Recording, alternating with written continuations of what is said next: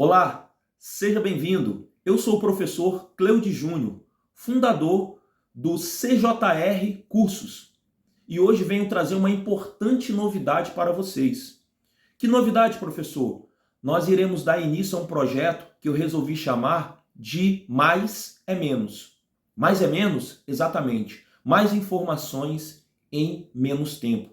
Isso irá facilitar e ajudar na preparação, principalmente daqueles que não têm tanto tempo para despender lendo textos extensos, lendo doutrina. Então nós iremos trazer pontos importantíssimos sobre determinados institutos para que seja feita uma revisão de forma salutar e de forma mais rápida.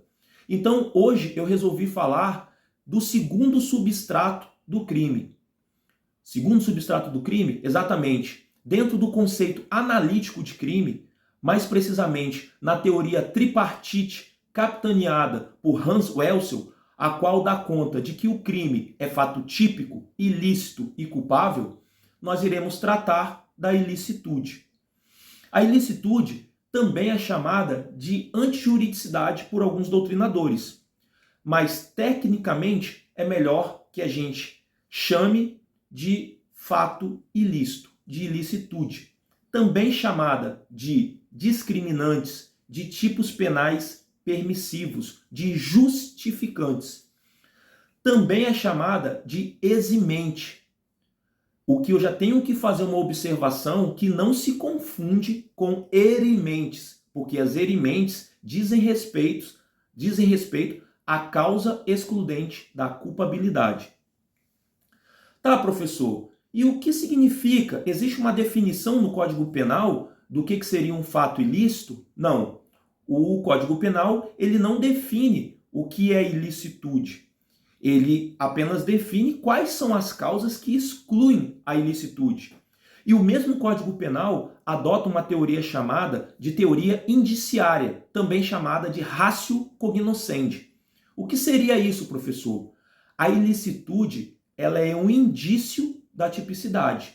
Então, uma vez o fato seja típico, tenha sido praticado dentro daquele primeiro elemento do crime, desse conceito tripartite, desse conceito analítico de crime, a gente vai ter um indício que se o fato foi ilícito, ele também se o fato foi típico, ele também é ilícito. E o que isso representa? Isso representa que o Ministério Público, a acusação, só tem que demonstrar que o fato é típico. Porque se ele é típico, ele tem um indício de ilicitude.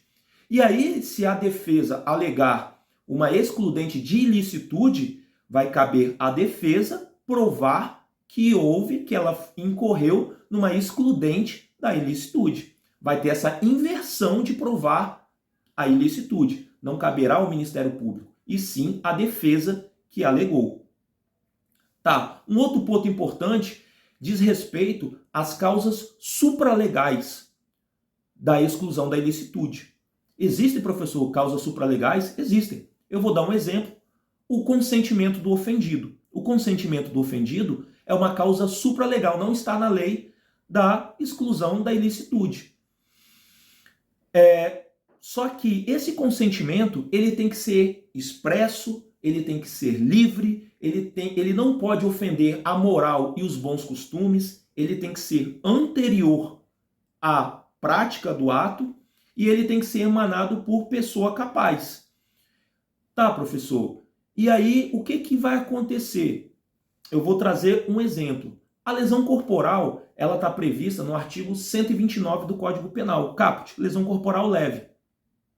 Vocês hão de concordar comigo que se você for até um estúdio de tatuagem e requerer que seja feita uma tatuagem em você, você está consentindo que uma pessoa pratique uma lesão corporal em você.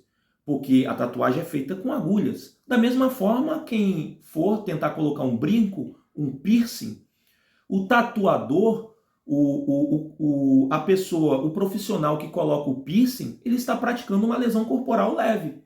Só que ele vai estar amparado por uma excludente supralegal da ilicitude, porque houve um consentimento do ofendido. No caso, vocês. Só lembrando que tem que ser expresso, livre, não pode afetar a moral e os bons costumes, ele tem que ser anterior e tem que ser emanado por uma pessoa capaz. Além do que, esse bem tem que ser disponível.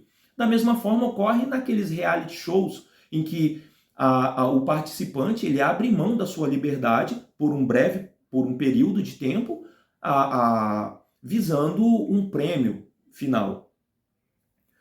Beleza, professor. Só que eu tenho que advertir que se o dissenso ele estiver previsto no tipo penal, nós não estaremos diante de uma causa supralegal de excludente da ilicitude, e sim de uma excludente da própria tipicidade.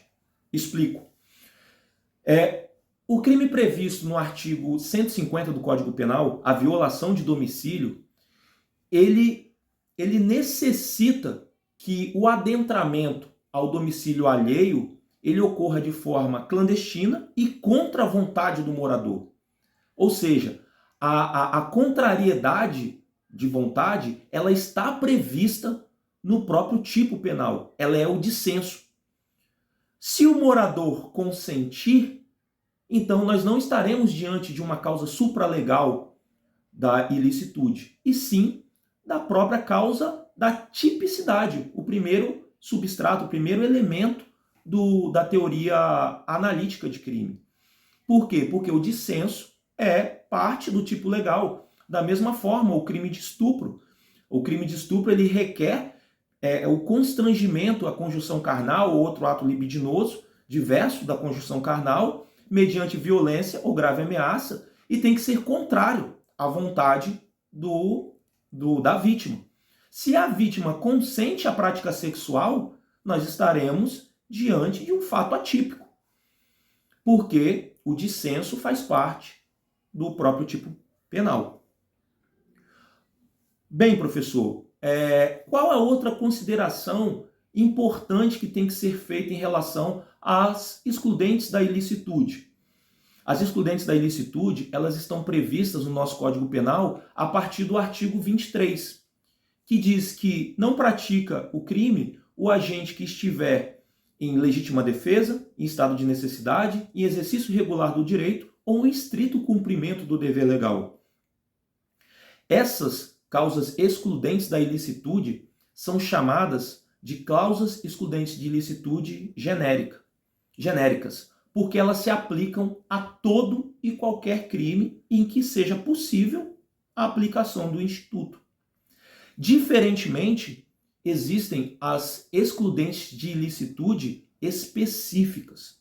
Elas vão ser específicas quando elas estiverem presentes dentro do próprio tipo penal. Vou citar como exemplo o crime de aborto. O aborto praticado pela gestante ou com consentimento ou sem consentimento da gestante, ali a partir dos artigos 124, 125 e 126 do Código Penal, se nesse caso, se houver uma gravidez e essa gravidez ela for uma gravidez de risco e não houver outra forma de salvar a vítima da gestante, o médico poderá efetuar o aborto. Isso está previsto no artigo 128.1 do Código Penal, chamado também de aborto humanitário. Se não tem outra forma de salvar a vida da gestante, é possível que o médico pratique o aborto. Nesse caso, ele estará amparado por uma excludente da ilicitude, claro, um estado de necessidade da gestante, e esse estado de necessidade, essa excludente da ilicitude, ela é específica, porque ela está prevista dentro do próprio tipo penal, dentro ali do artigo 128.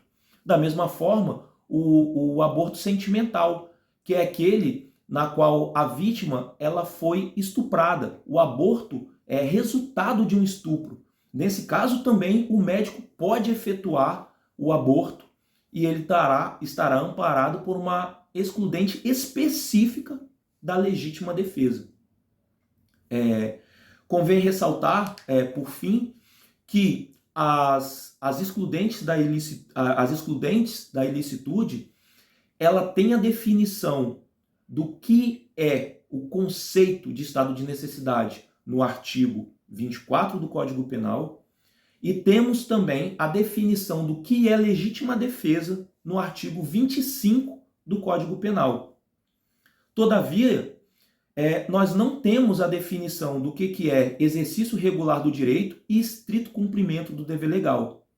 Teremos que analisá-las no caso concreto. Por isso, elas são chamadas de discriminantes em branco.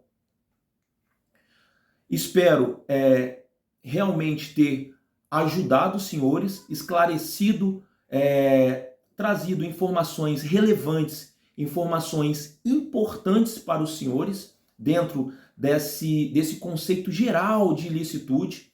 E nos próximos vídeos eu irei aqui explicar o que é cada um desses institutos. O que é o estado de necessidade, o que é a legítima defesa, o que é o estrito cumprimento do dever legal e o que é o exercício regular do direito.